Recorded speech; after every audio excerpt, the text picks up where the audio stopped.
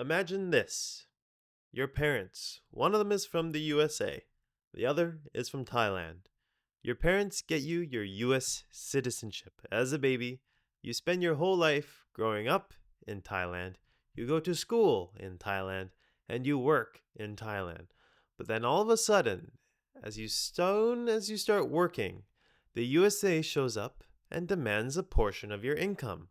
Now you're forced to pay taxes to a country you've never been to. This might sound ridiculous, but this is actually the reality for many US citizens that live abroad. And as other nations around the world look for creative ways to pay back the massive debts that they have accumulated over the years, they may look to the US model for a way of new revenue. In this video, I'm going to talk about what is citizenship-based taxation and what countries are most likely to implement it sometime in the future.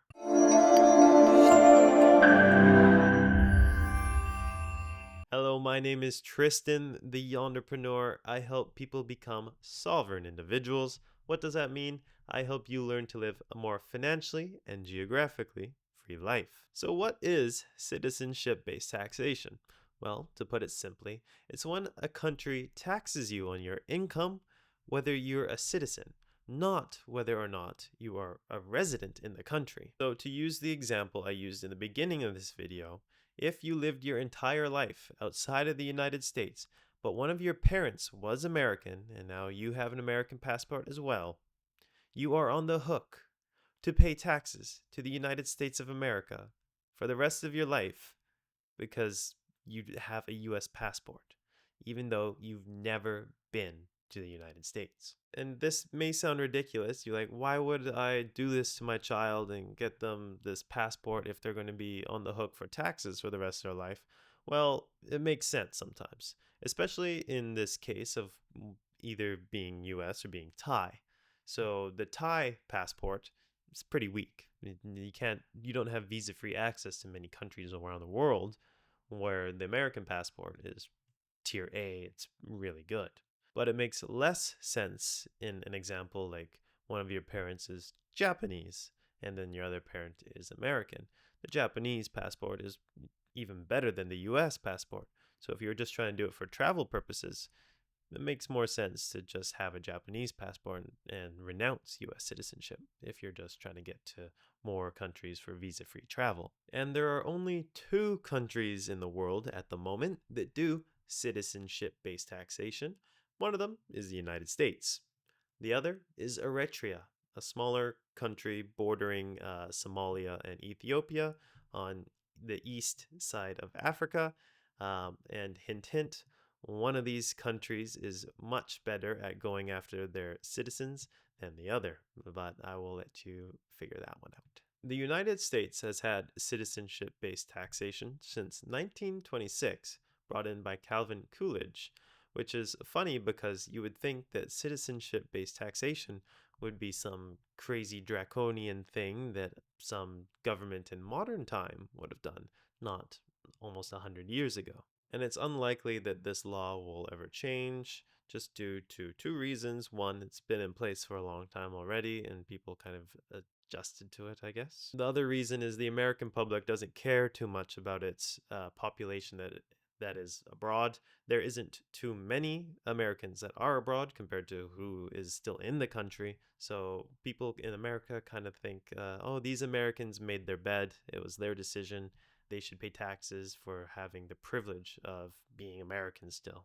So it is unlikely that this law will change. So with that being said, I'm actually quite surprised that this isn't a more commonplace system of taxation that countries around the Western world would have.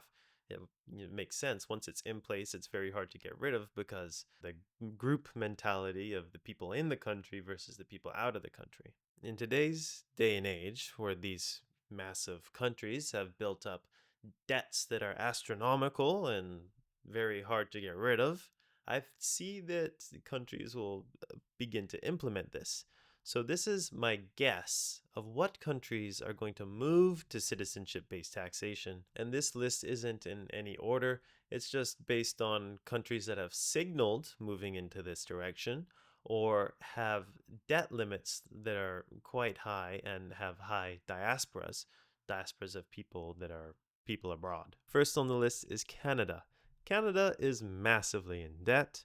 Canada has a 107% debt to GDP ratio and the most in debt citizens in the G7 due to high mortgages. In the following years, it's very likely the government will try and create more creative methods of taxation. In 2020, the NDP government, or the NDP party, proposed to create a similar taxation system to the United States, citizenship-based taxation system. Referencing the estimated 300,000 Canadians living abroad should also pay taxes to the government, although they receive nothing in return. The NDP has also proposed wealth taxes in the past.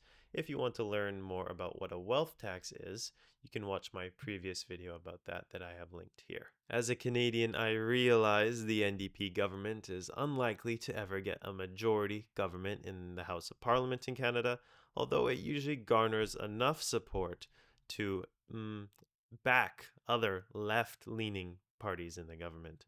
So either way, not great. Next on the list is France. The potentially new Prime Minister of France, Lucie Cassettes, leader of the left-wing Alliance party in France that recently won a large number of seats in France's election, has also proposed a similar American-style citizenship-based taxation system, where if you are a French citizen living abroad and making your money from abroad and not France, you still have to pay taxes to France, just because you have the privilege to hold a passport. Whether she ends up as Prime Minister of France is still up in the air. There's some strange going-ons in the French Parliament, and Emmanuel Macron doesn't want to give her the power until after the Olympics, but it's after the Olympics now, and he still doesn't want to let her be Prime Minister, even though his party got less seats.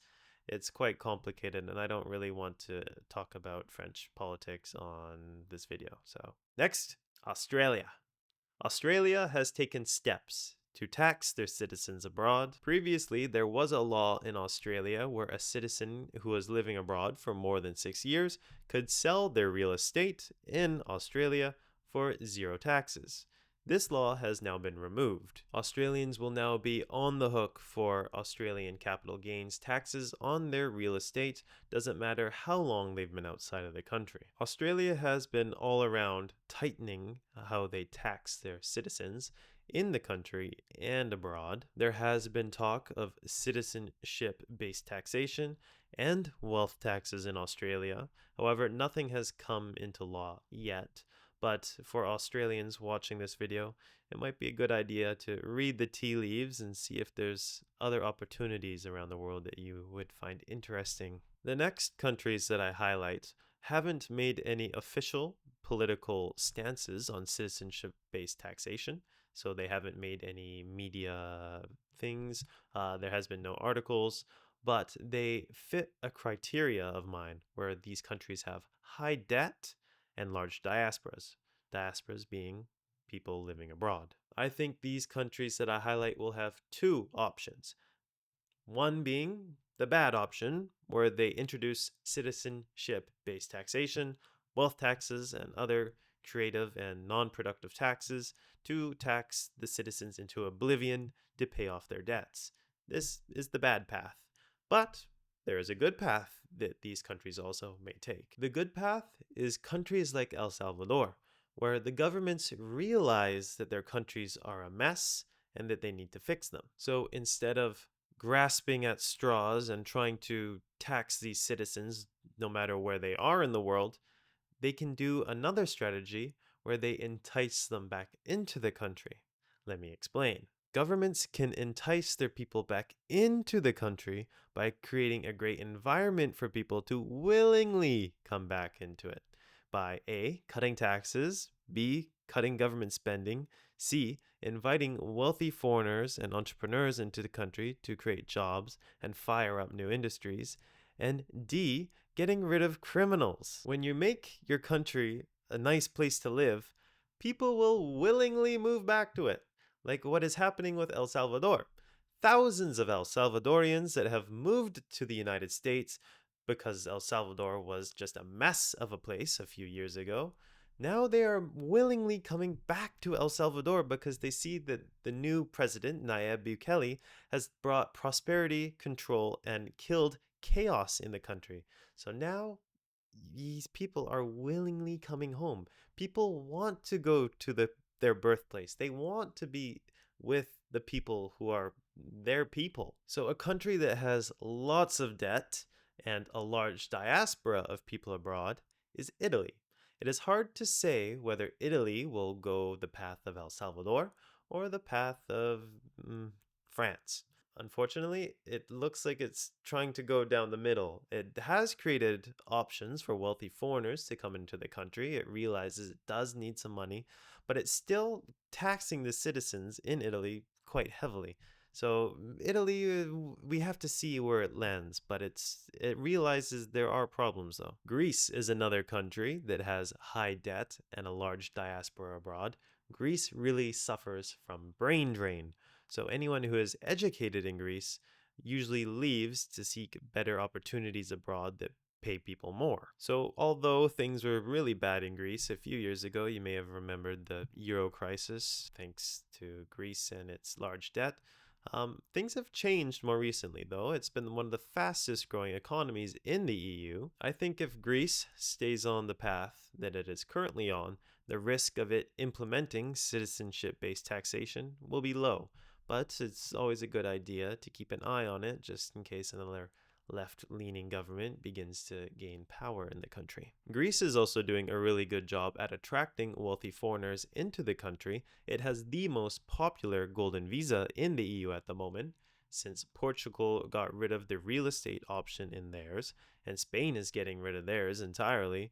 Greece is now the top contender for golden visas in the EU. Next on the list is India. India has a massive diaspora of people all around the world, many in Canada, the UK, the United States, Australia, and it's mostly the educated Indians that are leaving India, and it's because there's better options for earning outside of India. And it's creating quite the difficult situation within India. The debt to GDP ratio of India is somewhere in the 80%.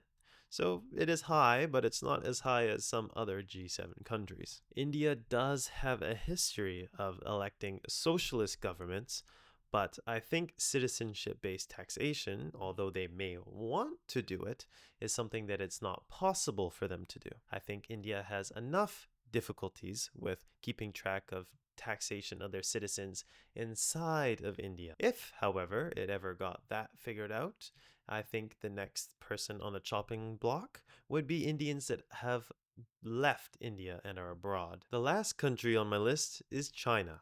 China has a massive diaspora of 60 million Chinese living abroad. The debt to GDP ratio of China is similar to India, somewhere in the 80%. However, China does have a very large debt when it comes to the other areas of its economy. When you combine individual debt, corporate debt, and provincial debt in China, the total debt is actually 286%. That's according to Bloomberg. China has such strong control over its system that it wouldn't entirely surprise me if they moved towards a citizenship-based taxation system. But I think the Chinese government realizes how difficult it would be to try and tax 60 million Chinese abroad, even for them. So this might be controversial, but I think China will actually go the way of El Salvador by making China just a better place for people to live, and Chinese may just move back to China organically. So that is my conclusion on citizenship-based taxation around the globe. Unfortunately, I think we're going into a period of time around the globe where countries move from the center to extremes. So we'll have more countries like France and the United States moving towards citizenship-based taxation, wealth taxes, and other scary forms of taxes. Or we'll have El Salvador's, which realizes that taxes doesn't build a prosperous country, and that you need to start with the core and bring people back into the country organically. If you are looking to leave your country, or you don't like the direction that it is headed, feel free to contact me on yonderpreneur.com or on x.com. Your reward for watching to the end of the video is that I am giving free consultations right now. So if you are looking to move abroad or just experiment, I am happy to give you my advice for free. Thanks for watching. Remember to like and subscribe, and I'll see you in the next video.